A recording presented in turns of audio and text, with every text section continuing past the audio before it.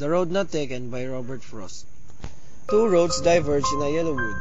and sorry I could not travel both, and be one traveler, long I stood,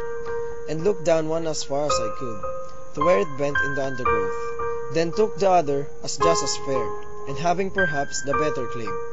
because it was grassy and wanted wear, though as for that the passing there had worn them really about the same, and both that morning equally lay in leaves no step had trodden black. Oh, I marked the first for another day, yet knowing how way leads unto way,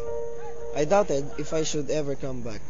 I shall be telling this with a sigh, somewhere in ages hence. Two roads diverge in the wood, and